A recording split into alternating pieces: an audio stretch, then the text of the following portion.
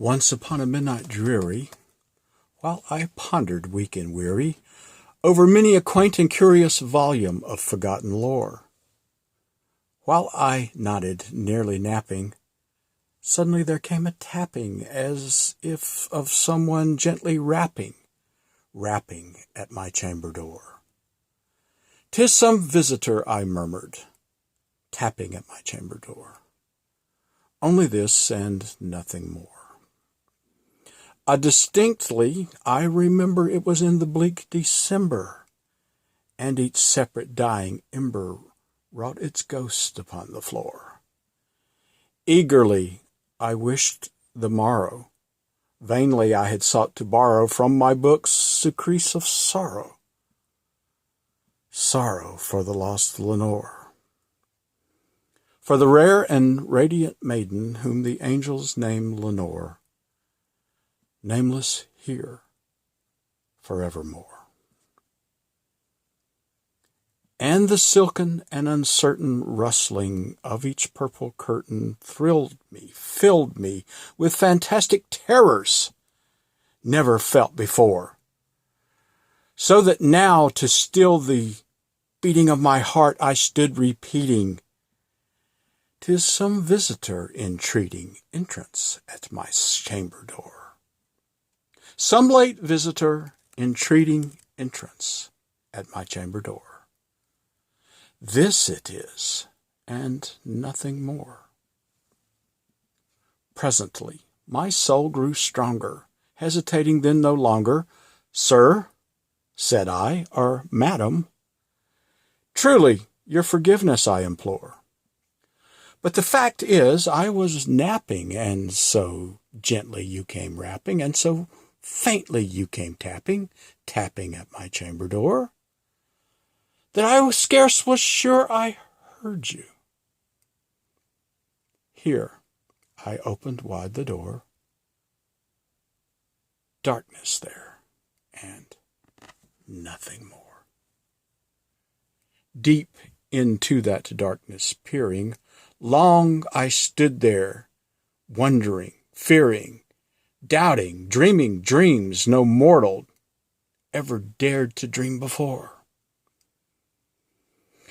And the silence was unbroken, and the darkness gave no token, and the only word there spoken was the whispered word, "Lenore?" This I whispered, and an echo whispered back the word, "Lenore?" Merely this and nothing more. Soon again I heard a tapping somewhat louder than before. "Surely," said I, "surely that is something at my window lattice. Let me see then what the threat is, and this mystery explore. Let my heart be still a moment, and this mystery explore. 'Tis the wind, and nothing more." Open here I flung the shutter, when with many a flirt and flutter in there stepped a stately raisin of the saintly days of yore. Not the least obeisance made he, nor a moment stopped or stayed he, but with mine of lord or lady perched above my chamber door. Perched above a bust of Pallas, just above my chamber door. Perched and sat, and nothing more.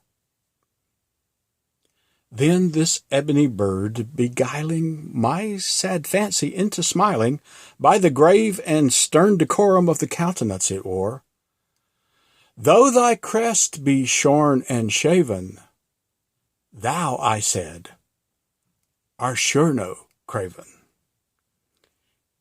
ghastly, grim, and ancient raven, wandering from the nightly shore. Tell me what thy lordly name is on the night's Plutonian shore." Quoth the raven, "Nevermore." Much I marvelled this ungainly file to hear discourse so plainly, though his answer little meaning, little relevancy bore. For we cannot help agreeing that no living human being ever was blessed with seeing bird above his chamber door. Bird or beast above the sculptured bust, above his chamber door, with such a name as Nevermore. But the raven, sitting lonely on the placid bust, spoke only that one word, as if his soul in that one word he did outpour. Nothing further than he uttered, not a feather then he fluttered, till I scarcely more than muttered, "Other friends have flown before. On the morrow he will leave me, as my hopes have flown before." Then the bird said, "Nevermore." Startled at the stillness broken by reply so aptly spoken, "Doubtless," said I, "what it utters is its only stock in store, caught from some ungainly master, whose unmerciful disaster followed fast and followed faster, till his songs one burden bore, till the dirges of his hope that melancholy burden bore of never, nevermore." But the raven, still beguiling my sad soul into smiling, straight I wheeled a cushioned seat in front of bird and bust and door. Then upon the velvet sinking, I betook myself to linking fancy into fancy, thinking, what's this ominous bird of yore? What this grim, ungainly, ghastly, gaunt, and ominous bird of yore meant by croaking nevermore?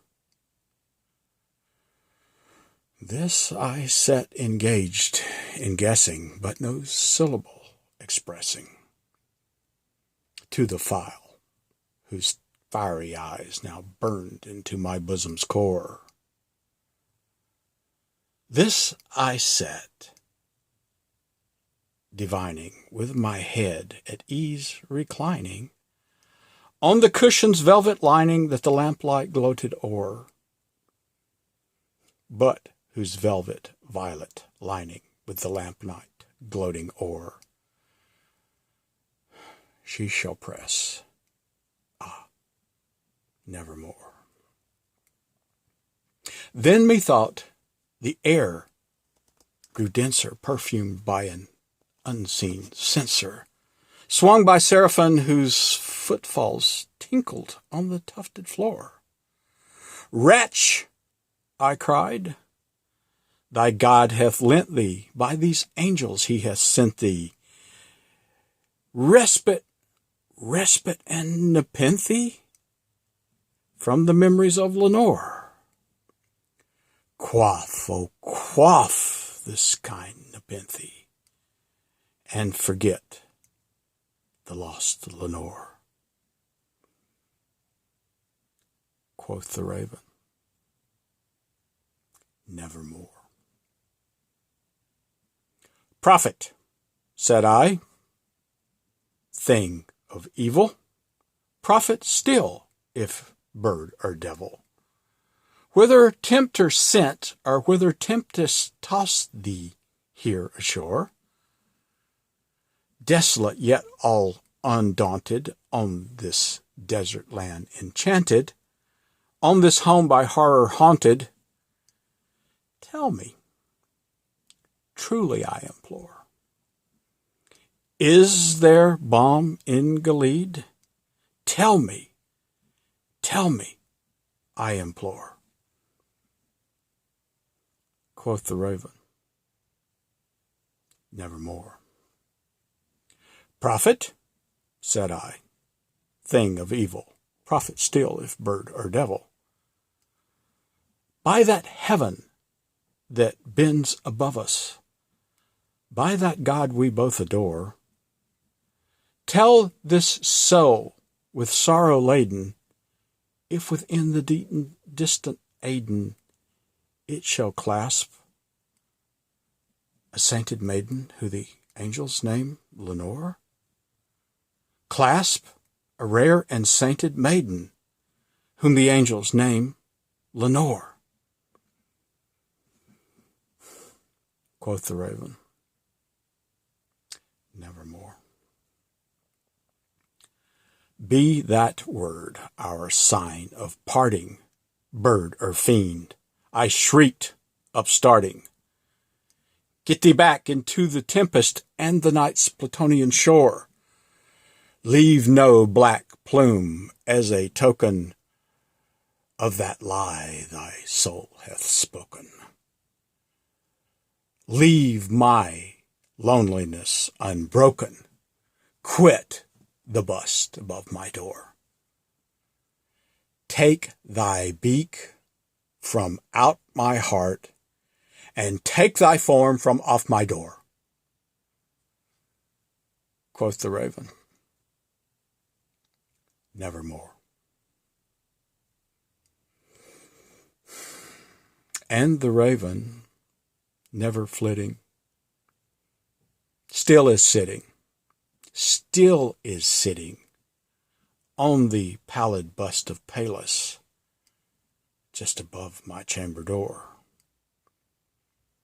And his eyes have all the seeming of a demon's that is dreaming, and the lamplight o'er him streaming throws his shadow on the floor. And my soul from out that shadow that lies floating on the floor shall be lifted never